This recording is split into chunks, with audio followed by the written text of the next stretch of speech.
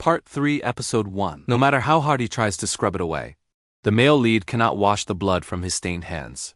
After that catastrophic Shibuya incident, Itadori spent most of his time exterminating cursed spirits. Day after day, he only ate and then continued on the road to confront them. During a clash with a cursed spirit where he was beaten black and blue, Itadori suddenly discovered the monster had collapsed. It just fell right onto him. And the person who took action was none other than Yuta. Rewinding a few days, Naoya, a special grade 1 Jujutsu sorcerer, was getting scolded by everyone. His biological father was dying, yet he didn't care in the slightest, even arriving late.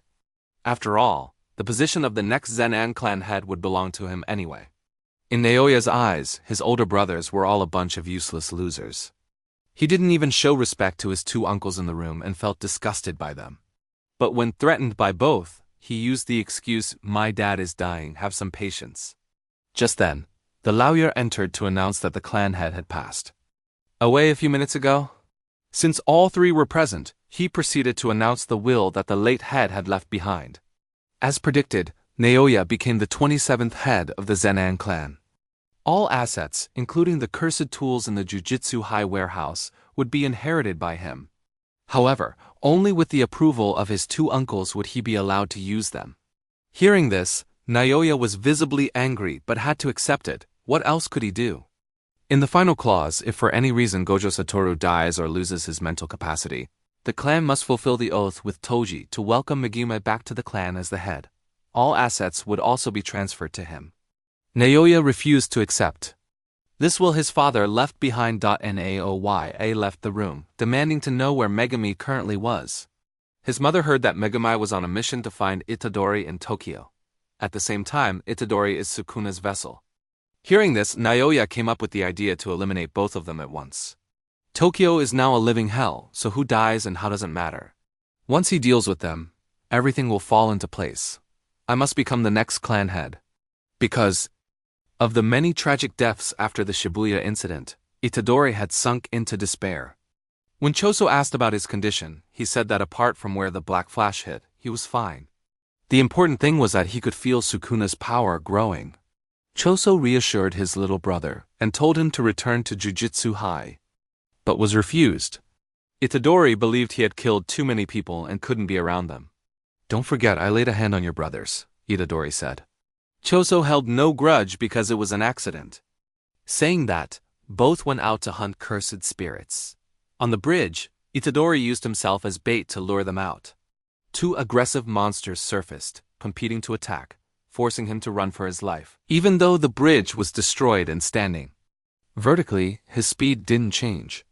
Itadori launched himself into the air, stomping the cursed spirit that intended to ambush him into oblivion.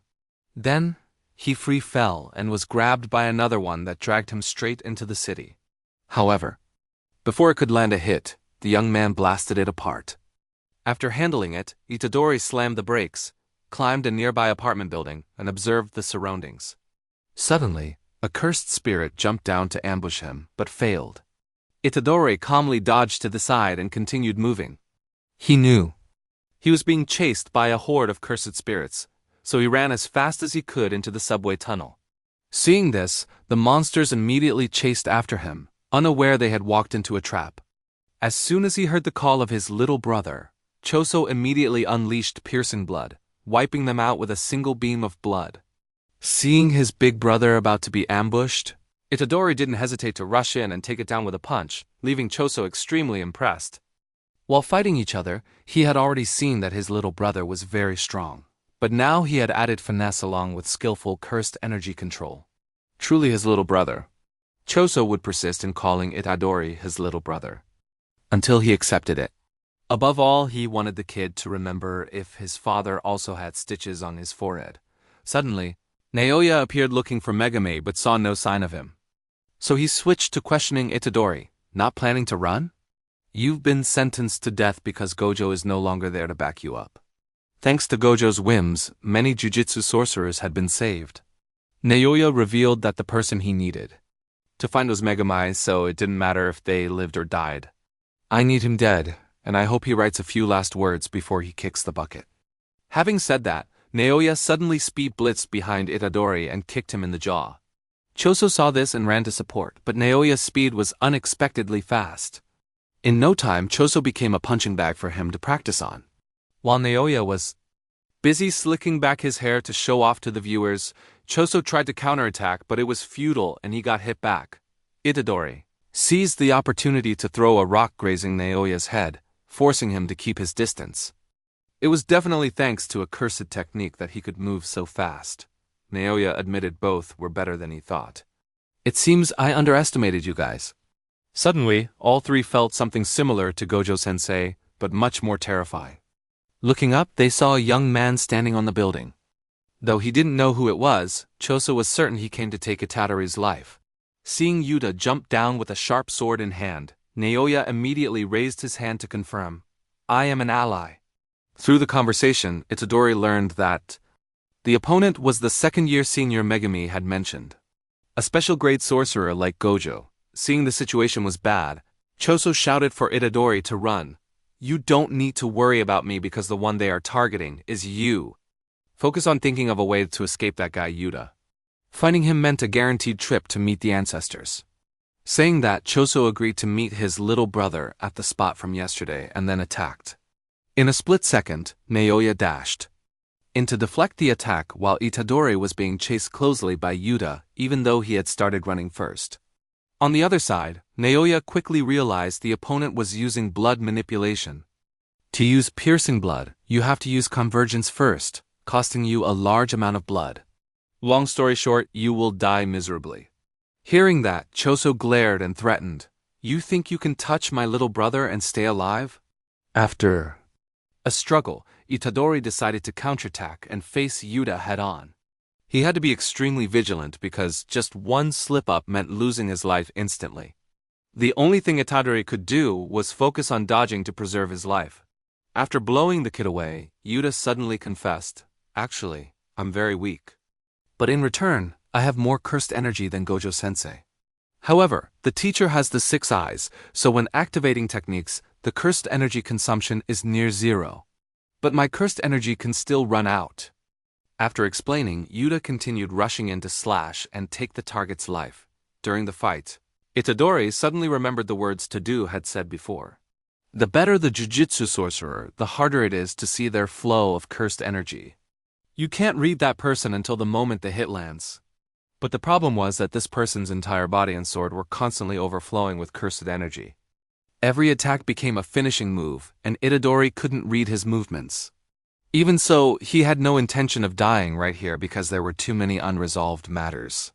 Itadori stubbornly jumped through a car and conveniently swiped a survival knife from the seat. Back then, Gojo didn't teach his student how to use weapons, because relying too much on cursed tools and neglecting cursed energy control wasn't good.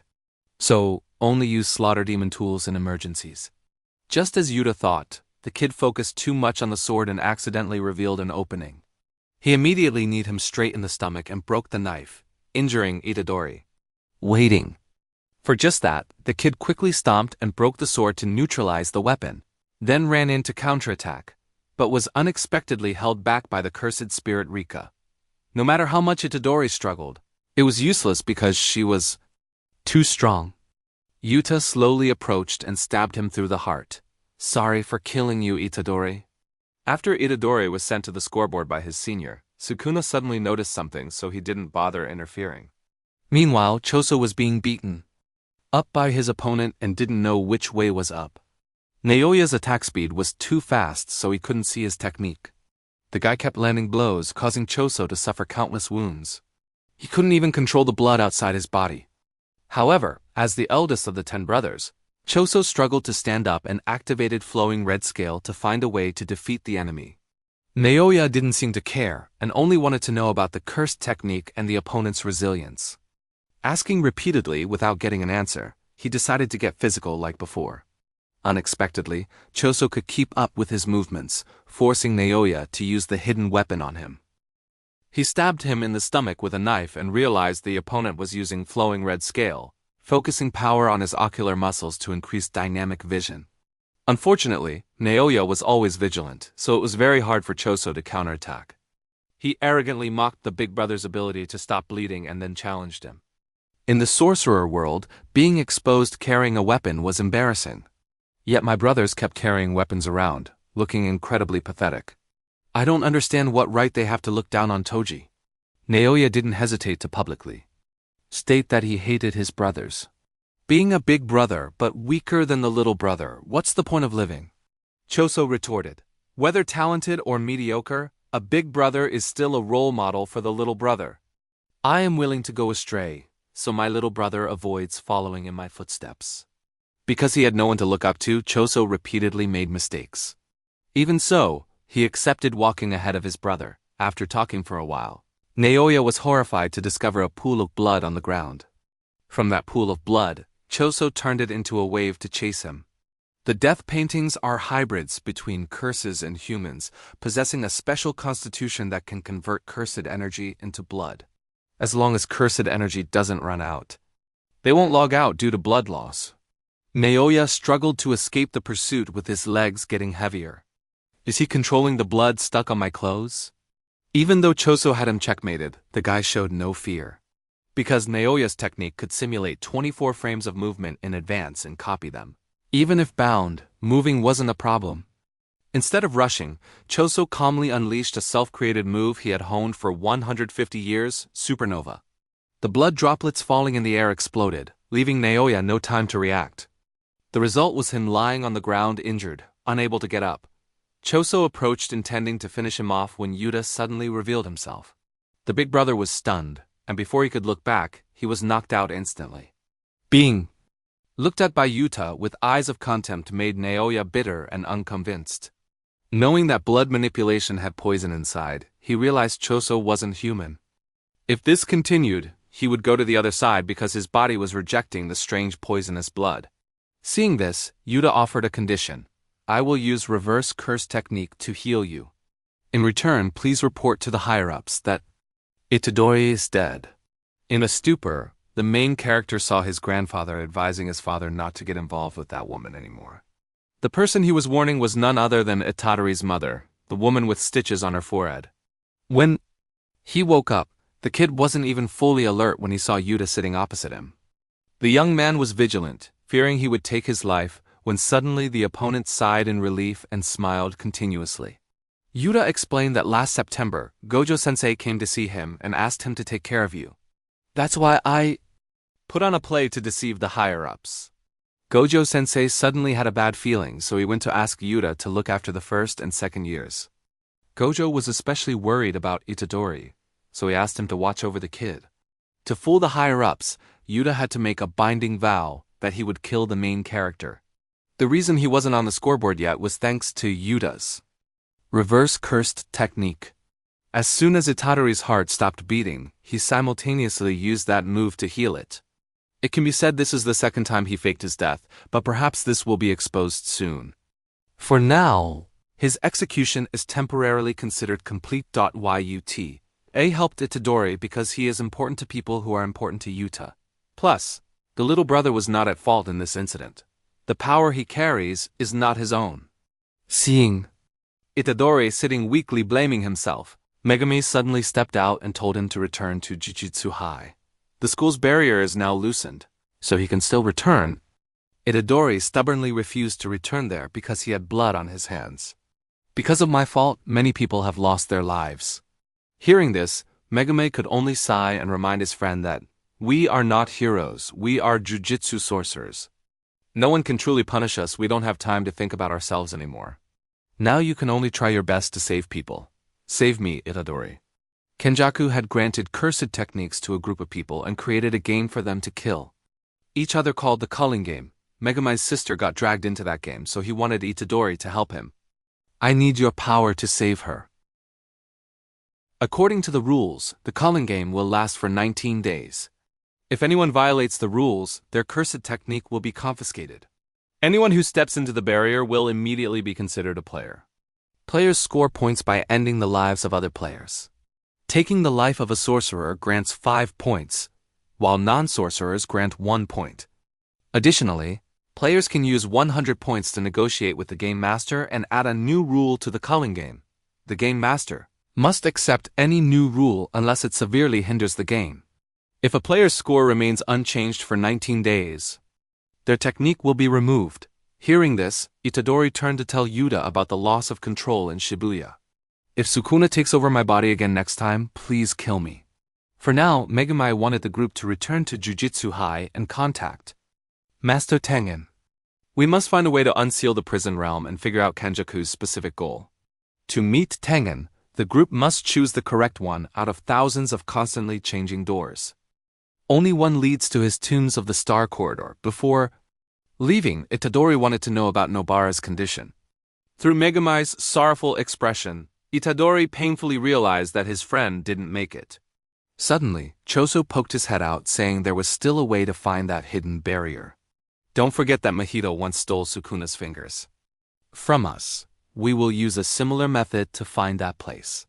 The next morning, Yuta panicked, running down to ask about Maki, who had countless burns all over her body. Yuki said that if it weren't for the toughness of the heavenly restriction physique, she would have been a goner. After everyone was present, Choso immediately went to the main topic. Between the door leading to the Tombs of the Star Corridor, there is a prohibited warehouse storing the school's cursed tools and objects. In there are the remains of 6 of his younger brothers, so he can sense their presence through his technique. To everyone's curiosity, Itadori introduced this person as my big brother. Hearing this, the big brother was moved and wanted a hug. Then the whole group went to find the door. Through Choso's sensing, the group quickly found the hidden door leading to the Tombs of the Star Corridor. While moving, the big brother finally found the place storing the remains of his 6 younger brothers. Just wait a little bit, I'll come back to pick you guys up later. After going down the elevator, Itadori saw the remnants from the incident 12 years ago. Yuki believed that perhaps everything started to become distorted from that time. Saying that, the group continued straight to the main hall. Inside was a vast white space that puzzled everyone. Perhaps we have been rejected by this place. Just as the group intended to give up, Tengen suddenly appeared to welcome them. Nice to meet you all, including Sukuna's vessel. Part 3 Episode 1 Most people here were welcomed by Tengen except for Yuki, because he worried she might be Kenjaku's accomplice. One must be extremely vigilant with someone capable of possessing bodies like him. Despite possessing immortality, Tengen still ages. Anyone living for 500 years would look like this. 12 years ago, after failing to merge with the star plasma vessel, he aged rapidly and his sense of self gradually faded. The group didn't seem to care much because they came to ask about Kenjaku's goal and how to unseal the prison realm. Tengen agreed on the condition that 2 people stay here as his bodyguards. Facing a series of questions from the group, he closed his eyes and revealed Kenjaku's purpose. His goal is to force humanity across Japan to evolve. Megumi wondered why Kenjaku didn't use Tengen's barrier and idol transfiguration to turn everyone into sorcerers back then. Tengen explained simply because he lacked the cursed energy to do so. The method Kenjaku chose was merging humanity with Tengen. But the problem is that only a star plasma vessel can merge with him. However, since that death, Tengen has evolved, compared to 12 years ago.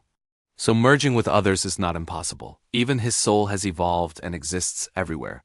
Heaven and earth have now become myself. Those who merge with him will surpass even Jujutsu sorcerers. Because he possesses barrier techniques, he can maintain his form and reason. But if humanity evolves and just one person loses control, the world will end. Meaning there will be no boundaries between individuals. The impurity of 100 million people will flood the world. However, Tengen only knew that much. The specific reason remained unclear. After evolving, he is closer to a cursed spirit than a human.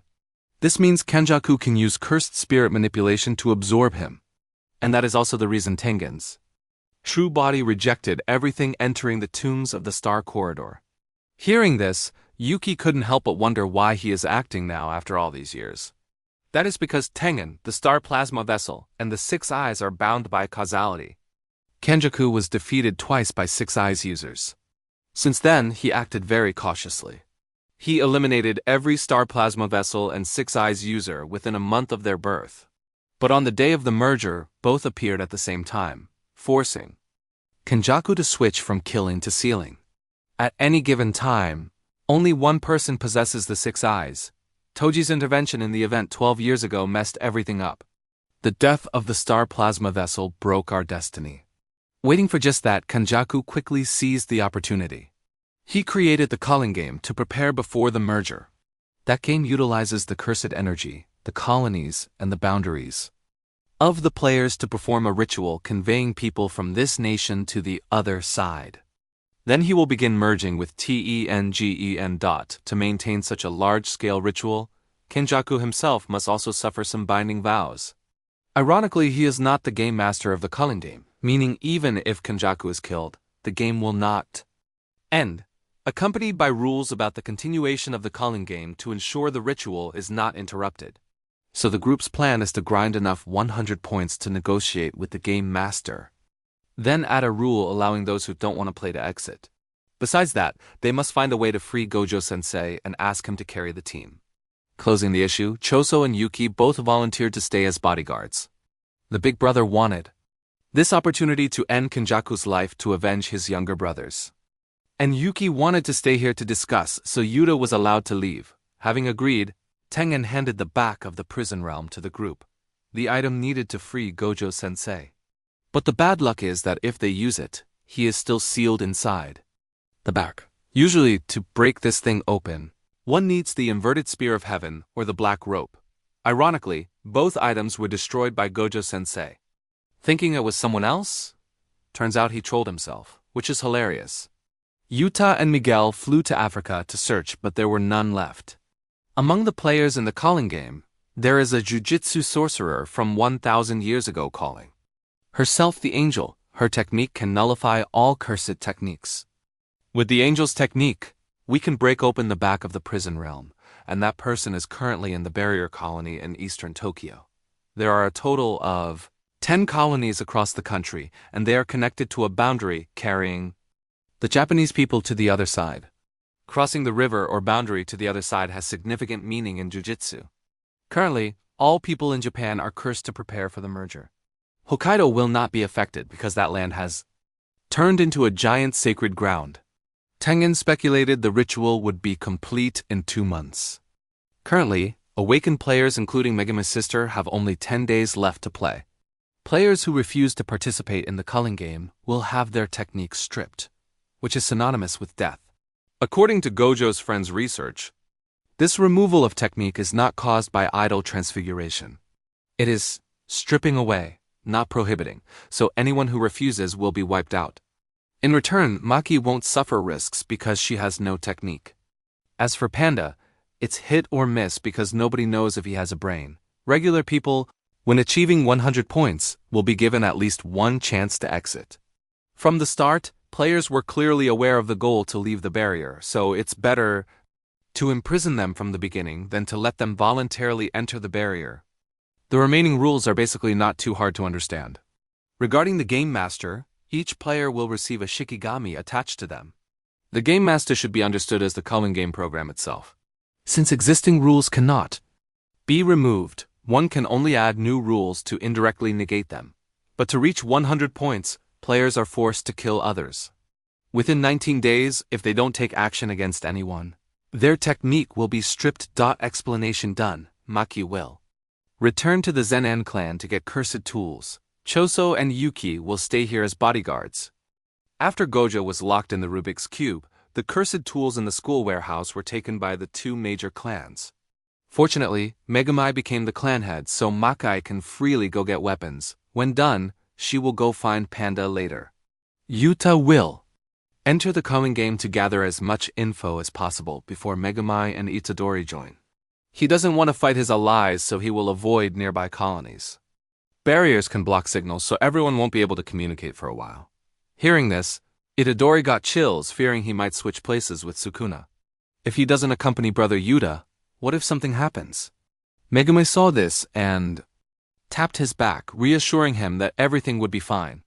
Now is not the time to worry about that because currently they are short on people. So Yuta's group will go meet and recruit the suspended third-year senior. He is very unpredictable. But once serious, he is very strong. Before leaving, Itadori didn't forget to thank his big brother for helping him. Choso, satisfied, told his little brother not to die and then burst into tears. At the same time, There was a 35-year-old comedian getting yelled at by his manager for a poor performance. He just vented his anger on him to relieve stress and left. As if nothing happened. After the guy left, a bearded uncle nearby told the comedian a brutal truth. There are two types of people who are forever famous. Those who are forever funny and those who can forever believe they are funny. So which type are you? Hearing this, the comedian fell into a state of confusion, not knowing what to do to salvage his career.